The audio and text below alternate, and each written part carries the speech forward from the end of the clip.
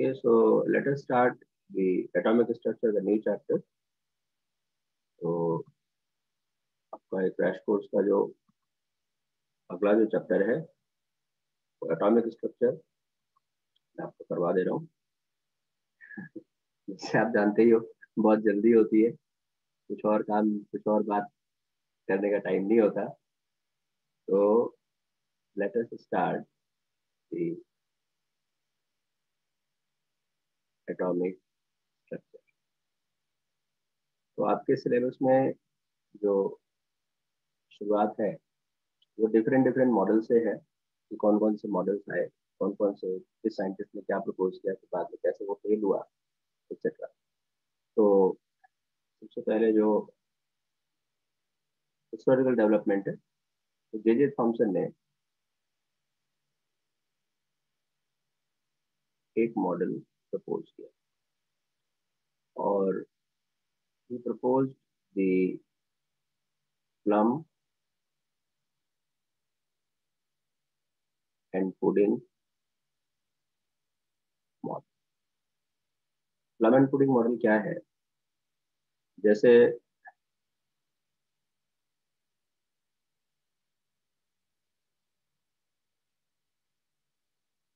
जैसे कि जैसे एक वाटरमेलन होता है और उसमें प्लस और माइनस चार्जेस इस तरह से इक्वली डिस्ट्रीब्यूटेड है। लेट्स से ये प्लम एंड पुडिंग मॉडल ये थॉमसन ने प्रपोज किया सबसे पहले, तो got failed because it could not describe various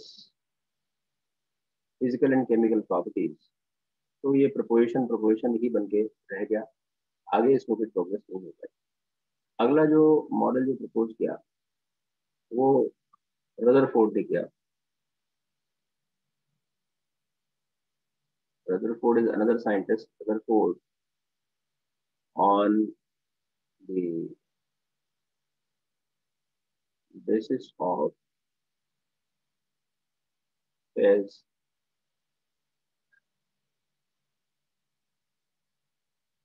alpha particle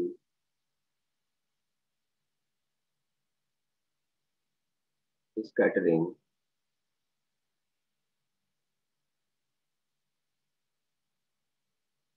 experiment, जिसमें अल्फा पार्टिकल्स कुछ तो सीधे निकल जाते हैं, कुछ रिफ्लेक्ट होते हैं, कुछ बाउंस करते हैं, है ना। सपोज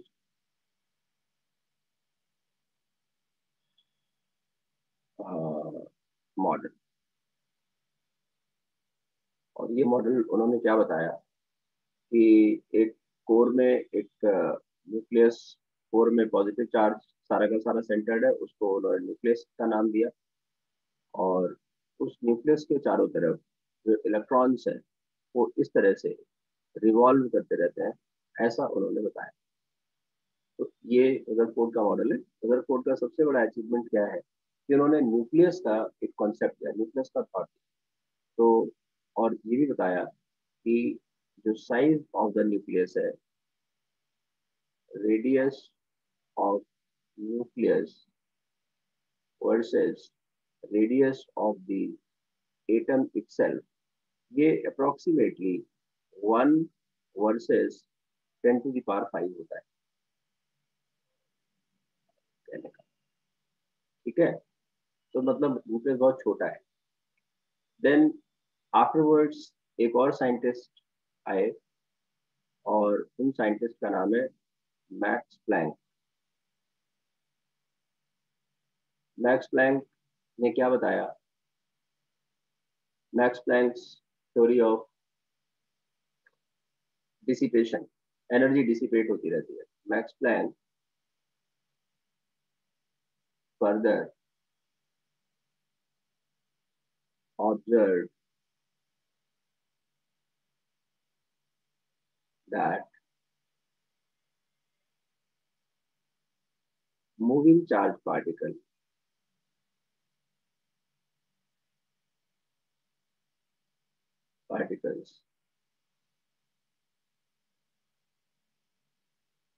release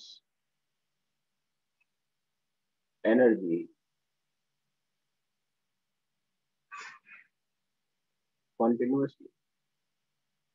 तो अब अगर ये वाली थॉट को इसमें अगर हम यूज करते हैं, लगाते हैं, तो हमें क्या पता पड़ता है बेटा कि भाई ये इलेक्ट्रॉन्स तो मूविंग चार्ज पार्टिकल, तो मूविंग चार्ज पार्टिकल तो अपनी एनर्जी को लॉस्ट करेगा। लॉस्ट करेगा तो धीरे धीरे क्या करेगा कि इसकी वेलोसिटी कम होती जाएगी। वेलोसिटी कम होती जाएगी तो न्यूक्लियस का जो अट्रैक्टिव फोर्स है वो डोमिनेटिंग होगा और धीरे धीरे करके इलेक्ट्रॉन न्यूक्लियस में ही गिर जाएगा। तो ऐसी सिचुएशन में जो इलेक्ट्रॉन्स की जो मोशन है that will be something like this spiral, और ये इसमें कोलैप्स कर गया। बट ऐसा अगर होता तो मैटर एग्जिस्ट नहीं करता। तो अगेन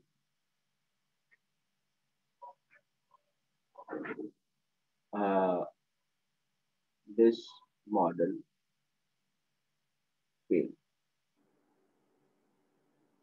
ठीक है, फिर इसके बाद फिर नील्स बोर का मॉडल आया और उन्होंने बहुत सारे रिसर्चेस का कंपाइलेशन करके एक मॉडल दिया। तो वो नील्स बोर मॉडल मैं आपको बहुत ब्रीफ में, ये ज़्यादा साइंटिफिक मॉडल है नील्स बोर मॉडल। तो इसके जो बेसिक्स हैं, based upon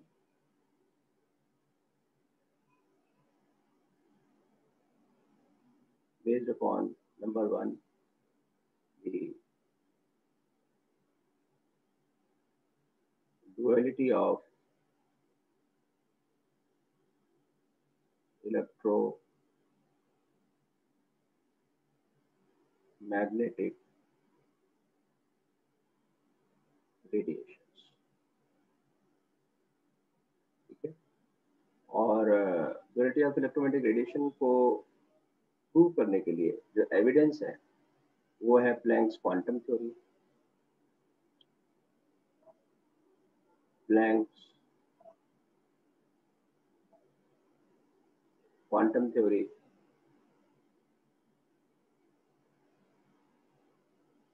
based upon black body radiation।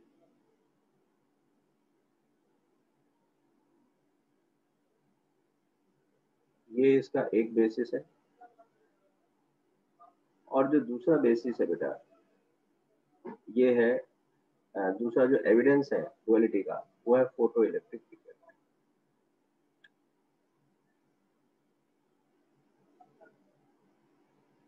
Photo electric, अब फोटो इलेक्ट्रिक इफेक्ट में आप जानते हो कि जो एनर्जी का कंजर्वेशन इसमें हम यूज करते हैं और उसको एक्सप्लेन करने के लिए, तो इसीलिए जो आइंस्टाइन ने कहा कि क्योंकि इसमें law of conservation of energy use होता है, तो डेफिनेटली जो इलेक्ट्रोमैग्नेटिक रेडिएशन है वो पार्टिकल से मिलकर बने, और इस तरह से उन्होंने पार्टिकल नेचर को प्रूव किया। तो यहाँ पे energy of the incident radiation H nu is equal to W naught plus kinetic energy of the photoelectrons. तो अगर सिर्फ आपसे ये पूछा जाए कि भाई वो मिनिमम लेवल हमें चाहिए कि बस फोटो इलेक्ट्रिक इफेक्ट को हो जाए, तो ठीक है। तो just for the occurrence, just for the occurrence of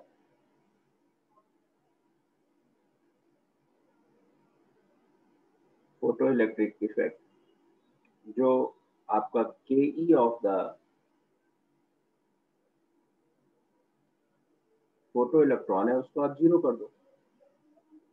तो देयरफॉर जो आपका एच न्यू हो गया वो डब्ल्यू नॉट हो गया। तो अब यहाँ पे जो न्यू है इज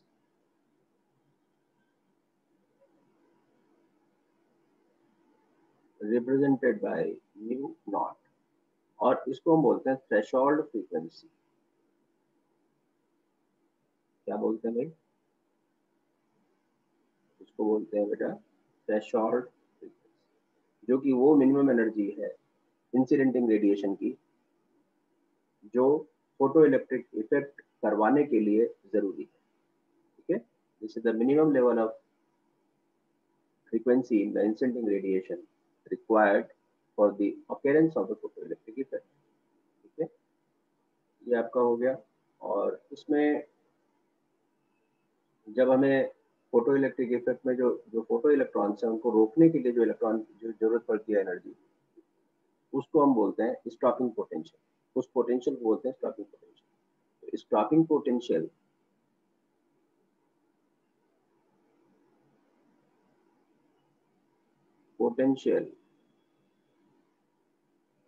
को अगर आप चार्ज से आप मल्टीप्लाई कर दो तो that will be equal to K E of photo electron. ठीक है, तो स्टॉपिंग पोटेंशियल अगर कहीं पर V है मान लो, तो चार्ज ऑफ द इलेक्ट्रॉन 1.6, तो V इंटू 1.6 इंटू 10⁻⁻19, ये आपका बन गया energy to stop the electron. और ये हाफ mv², तो हाफ m की वैल्यू क्या होती है 9.1 इंटू 10⁻⁻31 kg, और v², तो जो भी होगा v² आप यहाँ डालेंगे। तो यहाँ पर ये आप ध्यान रखेंगे कि ये पोटेंशियल है, ये आप ध्यान रखेंगे कि ये जो है पोटेंशियल है, और जो ये है ये वेलोसिटी है। तो कंफ्यूजन ना हो इसलिए आपको ये क्लियर कर दिया। ठीक है बेटा, तो इस तरह से हमने फोटो इलेक्ट्रिक इफेक्ट का थोड़ा सा हमने जान लिया। और इसके इन दोनों के बेसिस पर फिर जो फर्दर जो डेवलपमेंट हुई, तो उन्होंने नील्स बोर मॉडल के सैलिएंट फीचर्स आ गए।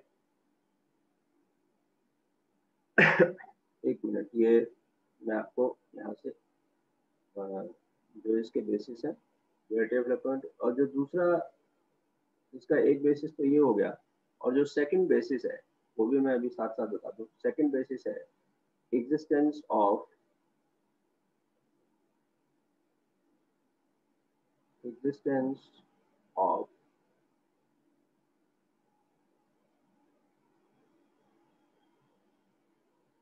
discreted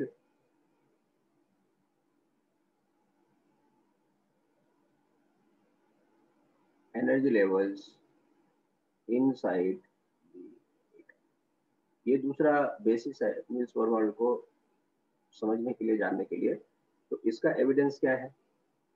इसका एविडेंस है emission and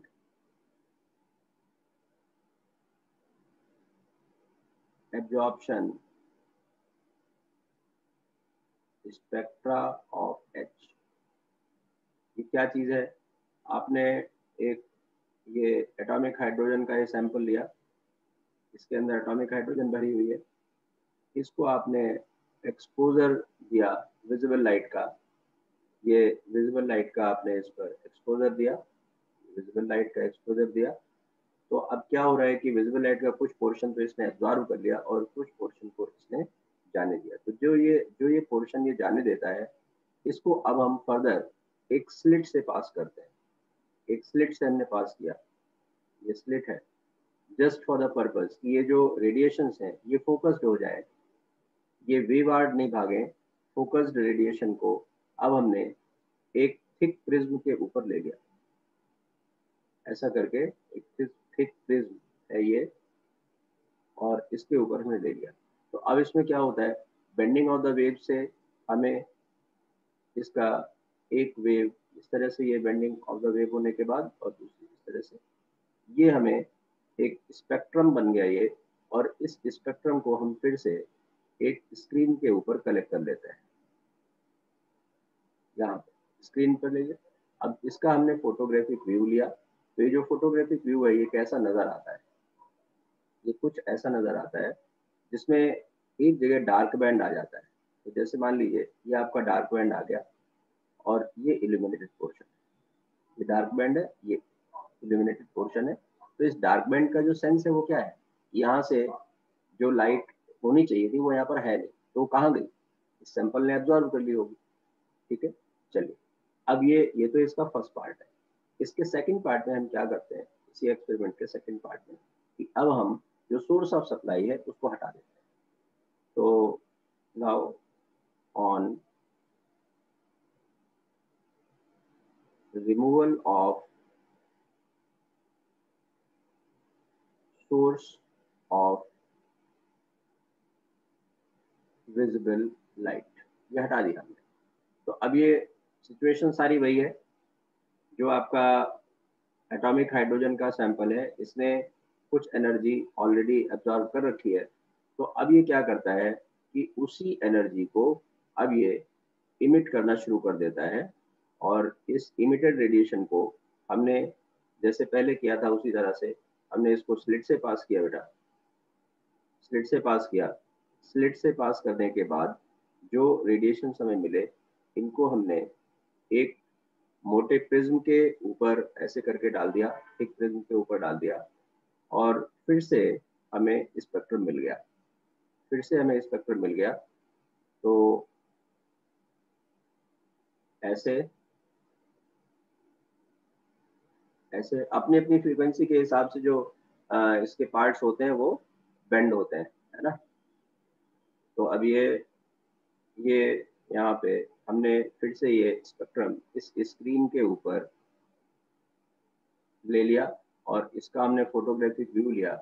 तो अब देखो हम क्या ऑब्जर्व करते हैं कि जो हिस्सा वहां पर इल्यूमिनेटेड था वो इस बार डार्क हो गया, और जो हिस्सा वहां पर डार्क था वो इल्यूमिनेट हो गया। मतलब कहने का कि ये वाला नंबर 2 ले लिया, मान लीजिए वो नंबर 1 ले लिया, तो नंबर 1 और 2, 1 एंड 2 स्पेक्ट्रा जो है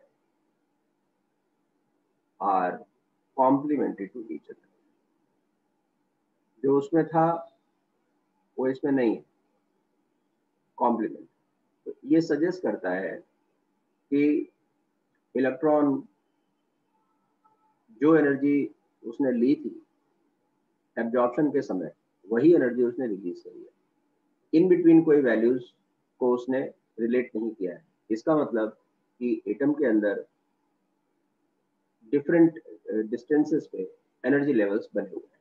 ठीक है, this implies that discreted this shows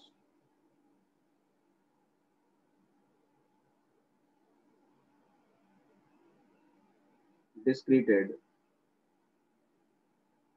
energy levels। अब इसका अब जब डिस्क्रीटेड एनर्जी लेवल्स मतलब कि अलग अलग दूरी पर, एक यहाँ पर है तो एक यहाँ पर है, एक यहाँ पर है, डिस्क्रिशन का मतलब अलग अलग होता है। तो उनमें आपस में कोई मीन्स कनेक्टिविटी नहीं है, एक एनर्जी लेवल का दूसरे से रिलेशन नहीं है, वो अलग है वो अलग है, इसका सेंस है। अब इसमें क्या आया, जो फीचर्स हैं मॉडल के, उसके अकॉर्डिंग जो इलेक्ट्रॉन्स हैं वो क्लोज सर्कुलर पाथ में न्यूक्लियस के चारों तरफ घूमते रहते हैं। तो electrons revolve around the nucleus in closed circular paths, और इन्हीं को हमने नाम दे दिया ऑर्बिट्स, ये एनर्जी लेवल्स। तो इन्हीं को एनर्जी लेवल बोलते हैं। तो किसी भी एनर्जी लेवल की जो एनर्जी लेवल है, इनका एनर्जी लेवल इस तरह की किसी भी nth ऑर्बिट का हम कैसे लिखेंगे, तो Pe of n plus Ke of n, और जब इसका हम सम निकालते हैं तो ये आता है minus K Z square divided by twice R N, ये इसकी वैल्यू आती है। और जब इसमें वैल्यूज पुट कर देते हैं आर एन की, तो ये आ जाता है माइनस 2.18 10⁻⁻18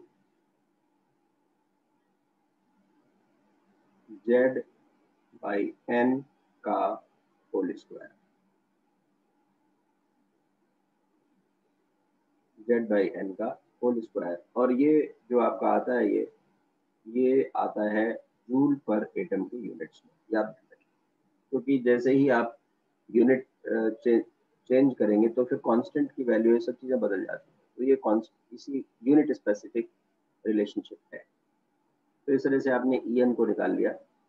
जब हम इसमें फर्दर कैलकुलेशन करते हैं तो EN के साथ साथ RN की हम वैल्यू निकालते हैं। तो दैट इज 0.529 मल्टीप्लाइड बाई 10⁻⁻10 और n स्क्वायर अपॉन z, ये मीटर में आती है। जो Vn है, velocity of the nth orbit, velocity of electron in the nth orbit, वो आप ऐसे लिख सकते हैं 2.18 10⁻6 z अपॉन n का होल स्क्वायर। और इसमें जो यूनिट है वो मीटर पर सेकेंड है। मैं सारी यूनिट्स आपको SI सिस्टम में ही बता रहा हूँ, सारे रिलेशंस। तो ये रेडियस हो गया, ये वेलोसिटी हो गई, ये आपका EN हो गया। EN में कुछ और भी चीजें हैं, जैसे इस एनर्जी को अगर आप HC और लैम्डा करके रख दें तो इससे फिर आपको 1/λ मिल जाएगा, that we call mu bar. और ये जो म्यू बार है, this is equal to RH, जो कि एक नया कांस्टेंट हो गया, Z स्क्वायर और 1/n1 square minus 1/n2 square. RH की जो वैल्यू है रिडबर्ग कांस्टेंट की, वो अप्रोक्सीमेशन में 1.1 10⁻7 मीटर इनवर्स होती है।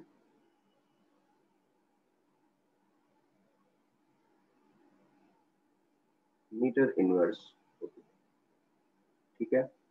तो ये, इसको हम वेव नंबर 1/λ म्यू बार को हम वेव नंबर बोलते हैं।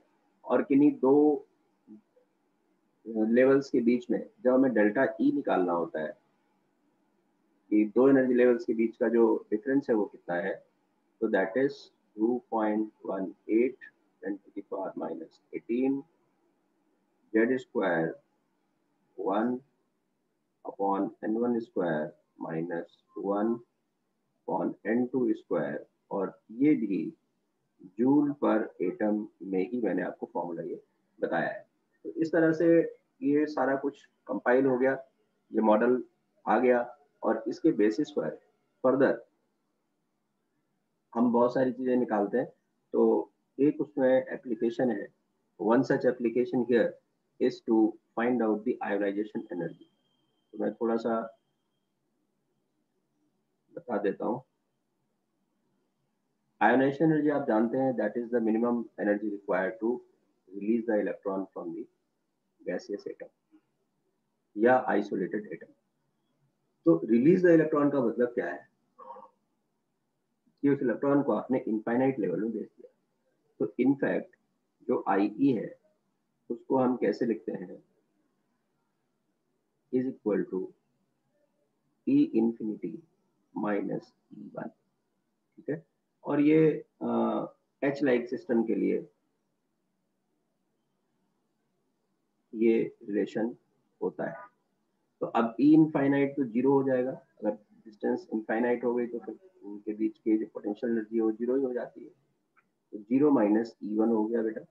तो IE मतलब हो गया 2.18 10⁻⁻18 और Z स्क्वायर। और यहाँ भी ये जो IE है वो जूल पर एटम के टर्म्स में है अभी भी, ठीक है। तो सारे रिलेशंस में विद यूनिट्स आपको इसलिए सिखा रहा हूँ। तो IE हम ऐसे निकाल लेते हैं। और फिर इसमें एक और जो एप्लीकेशन है वो है नंबर ऑफ स्पेक्ट्रल लाइंस के लिए। तो इमिशन स्पेक्ट्रा में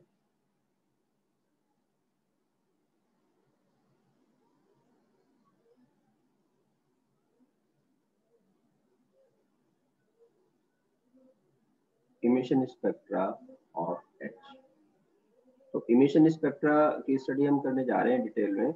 तो इमिशन का मीनिंग यही है कि इलेक्ट्रॉन हायर से लोअर लेवल में आ रहा होगा, इमिशन तभी करेगा। लो से हाई में जाता है तो उस अमाउंट ऑफ एनर्जी को एब्जॉर्ब करता है, और जब नीचे आता है तो रिलीज करता है।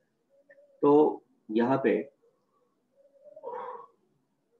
मान लिया हमने कि सिचुएशन ऐसी है कि ये इनफाइनाइट लेवल है, ठीक है बेटा, ये 6th लेवल है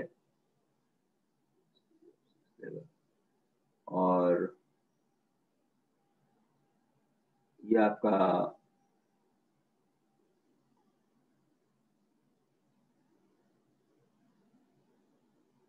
5th लेवल है, ये 4th लेवल है,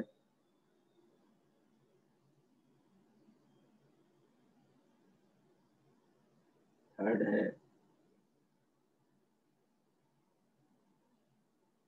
2nd है, और ये 1st।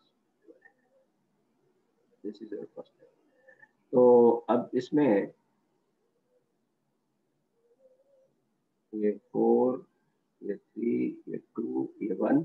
तो मान लो कि जो इलेक्ट्रॉन है वो किसी भी हायर एनर्जी लेवल से, किसी भी हायर एनर्जी लेवल से मान लो कि फर्स्ट एनर्जी लेवल में आ रहा है, like this, coming like this, किसी भी हायर से फर्स्ट में आप लेकर आओ, from any higher to first.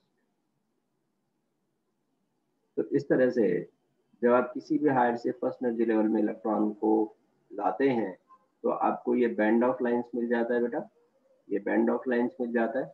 और ये जो बैंड ऑफ लाइंस है, इस बैंड ऑफ लाइन को हम बोलते हैं Lyman series. Number 1 is the Lyman series. और इसमें लाइमन सीरीज को कैसे आप डिफाइन करोगे कि यहाँ पे जो लोअर एनर्जी लेवल है वो तो हमेशा 1 है, और जो अपर एनर्जी लेवल है वो हमेशा ग्रेटर देन 1 है। और ये जो सीरीज है ये अल्ट्रा वायलेट जोन में लाई करती है, यूवी में ये लाई करती है। अब दूसरा हमने केस ले लिया, when the electrons are getting transit from any higher energy level and they are reaching to the second level, from any higher to second, like this, from any higher to second, like this, from any higher to second, like this, ठीक है। तो अब इसमें ये फिर से आपको एक बैंड ऑफ लाइन मिल गया। ये वाला जो बैंड ऑफ लाइन आपको मिला है, ये वाला जो बैंड ऑफ लाइन मिला है नंबर 2, इस नंबर 2 को हम बोलते हैं बामर सीरीज। और बामर में आप देखोगे कि लोअर जो एनर्जी लेवल है वो 2 है, और जो हायर एनर्जी लेवल है वो हमेशा ग्रेटर देन 2 है। Similarly when a transition when a transition takes place from any higher energy level to the third, from any higher from any higher to third, like this, from any higher to third, like this। तो ऐसी situation में ये जो band of lines में मिलता है इसको हम बोलते हैं बेटा पार्शियल सीरीज। पार्शियल सीरीज, और पार्शियल सीरीज की जो आइडेंटिटी है वो क्या है कि जो लोअर एनर्जी लेवल है वो 3 है, और जो अपर एनर्जी लेवल है वो ग्रेटर देन 3 है। And then similarly we get Brackett and Pfund series also. तो जो ब्रैकेट सीरीज है,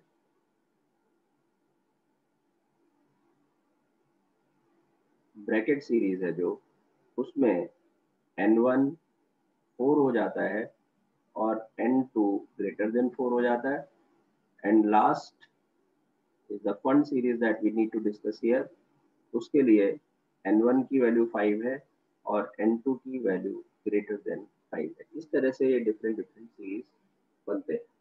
तो अब इन सभी सीरीज के बनने के बाद अब ये होता है कि भाई अगर एक हमने हाइड्रोजन एटॉमिक सैंपल लिया है जिसमें एटॉमिक हाइड्रोजन भरी हुई है और उसमें इलेक्ट्रॉन किसी हायर लेवल में है, तो जब वो नीचे आएंगे तो कितने स्पेक्ट्रल लाइन मिलेंगे, इस तरह क्वेश्चंस बनते हैं।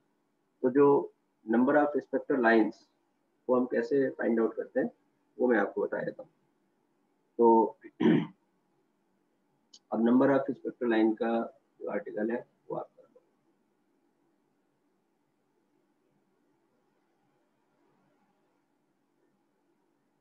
Number of spectral lines. तो जब कभी किसी हायर से लो में इलेक्ट्रॉन्स जाने की पॉसिबिलिटी होती है, तो वहां पे हम सबसे पहले क्या करते हैं कि इस तरह से हम डिफरेंस निकाल लेते हैं N2 और N1 का, और फिर इसके बाद जो नंबर ऑफ स्पेक्ट्रल लाइन्स का कैलकुलेशन है उसको हम करते हैं n+1 डिवाइडेड बाई 2। आ गए नंबर ऑफ स्पेक्ट्रल लाइन। ठीक है। अब कभी कभी इसमें ऐसा भी हो जाता है कि आपसे पूछ लिया कि भाई इस ट्रांजिशन में नंबर ऑफ बॉमर लाइन्स कितने हैं, तो फिर केवल आपने जो नंबर 2 पे आ रहे हैं सिर्फ वो काउंट करना है, बाकी नहीं काउंट करना है। तो उस केस में ये फॉर्मूला आप नहीं लगाओगे, वो तो फिर वैसे ही काउंट कर लो। ठीक है। तो अब जैसे मैं आपको एक दो क्वेश्चंस करवाता हूँ। जैसे मान लीजिए एक आपको क्वेश्चन करा दिया कि जो work function of sodium is 2.3 electron volt. ठीक है। फाइंड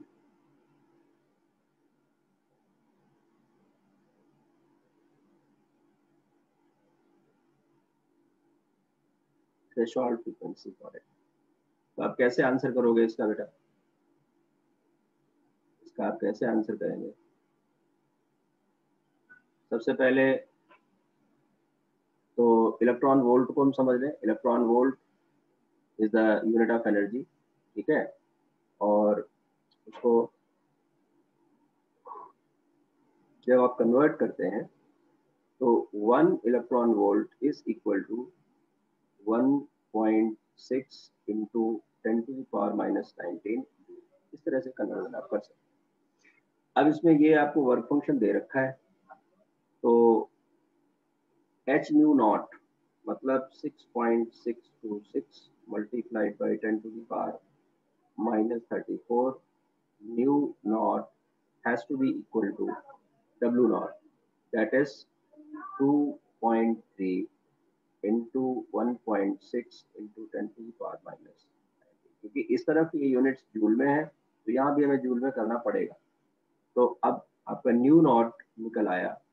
न्यू नॉट आपका आ गया बेटा, that is 2.3 into 1.6 divided by 6.626 multiplied by 10 to the power, ये -19 है और ये +34 हो जाएगा, तो 10 to the power 15 second inverse. आपका आंसर आ गया। ऐसा क्वेश्चन, ठीक है, ये कैसा हो सकता है? देन हमने इसमें देखा कि जैसे मान लो एक और क्वेश्चन हमने ले लिया कि a transition takes place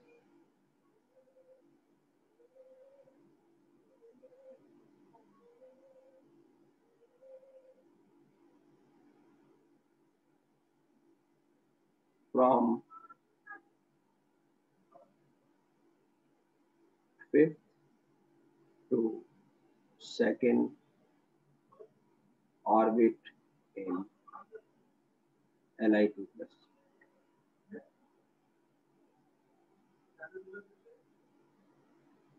Find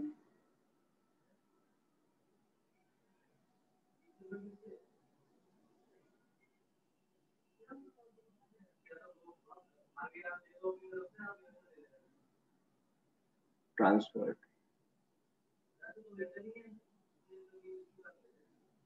answer आप कर दो यहाँ पे। तो जो डेल्टा ई है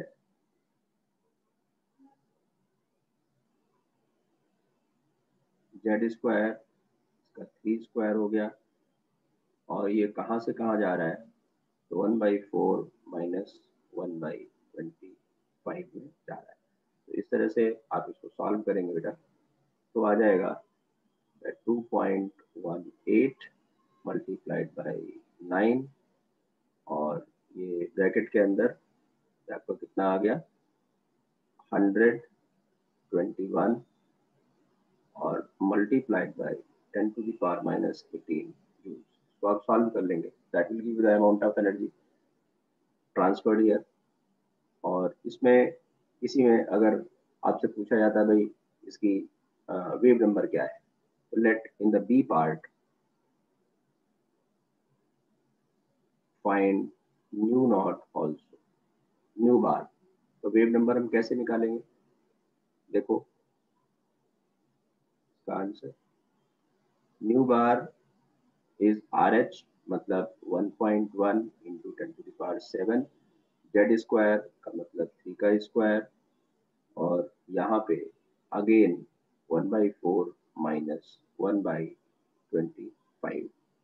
तो अब ये कितना आ गया, ये हो गया आपका 1.1 मल्टीप्लाइड बाई 9, और ब्रैकेट के अंदर अगेन 21/100 और मल्टीप्लाइड बाई 10⁻⁷ मीटर इनवर्स। इस तरह से आपका न्यू बार आ गया।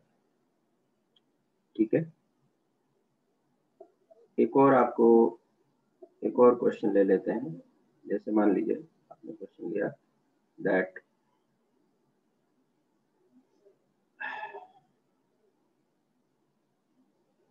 Find all spectral lines when electron in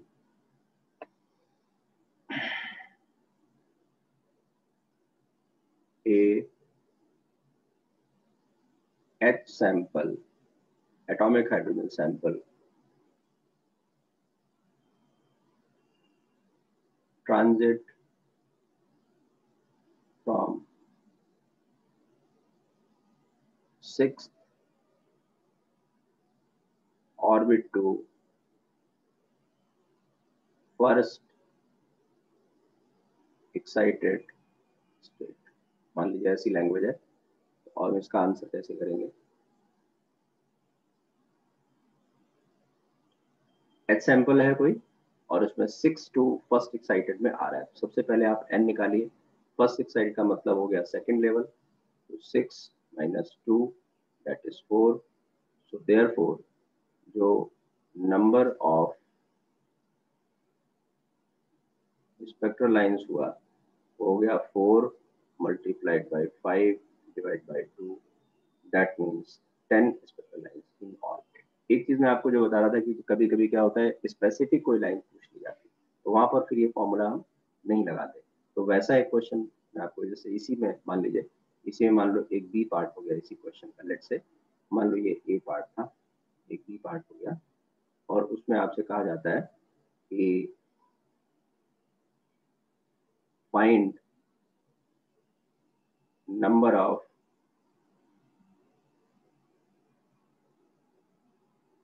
बामर lines. तो ऐसी सिचुएशन में हम क्या करें, तो केवल बामर लाइन आपने बतानी है, अब कोई फॉर्मूला नहीं लगाना है। अब आप ऐसे करके देखो, 6 से चला 2 में, एक लाइन हो गई, 6 से चला 3 में आया, 3 से 2 में आया,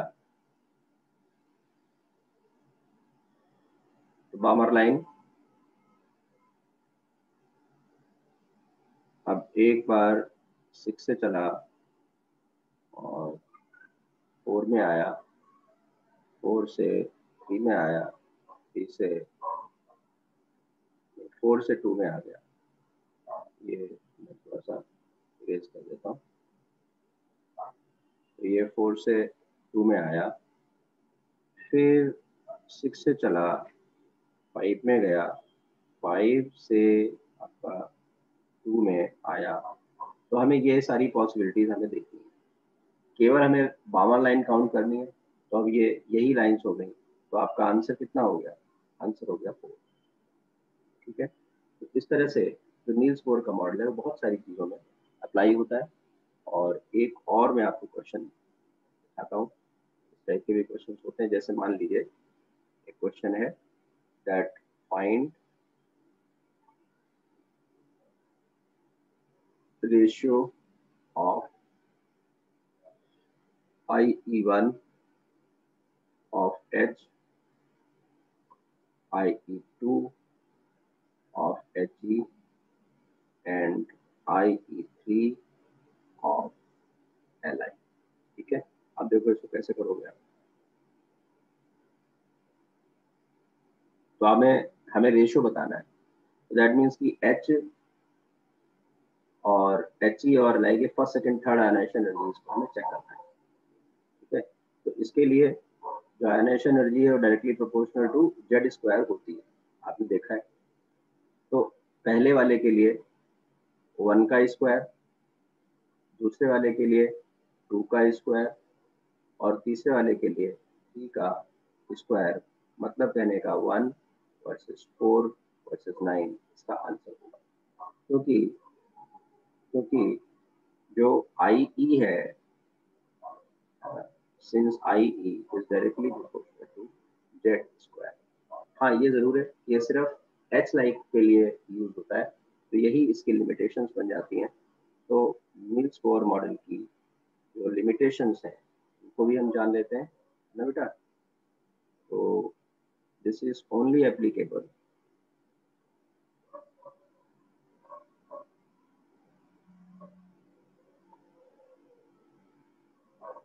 for H and H-like systems, केवल 1 इलेक्ट्रॉन सिस्टम के लिए यूज होता है। ठीक है, एक लिमिटेशन ये है। दूसरी,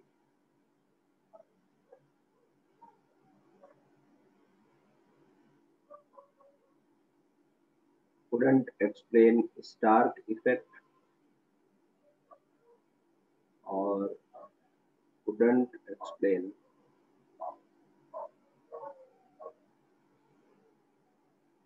G-man effect। जो आपका स्टार्ट और G-man है, ये डिफ्लेक्शंस बताते हैं इलेक्ट्रिकल और मैग्नेटिक फील्ड्स में, उनको एक्सप्लेन नहीं कर पाया। तो this we have done for the Niels Bohr in the second part of this the same chapter. We will finish it. So okay beta, all the best, God bless all of you, and this session ends here, the class is over.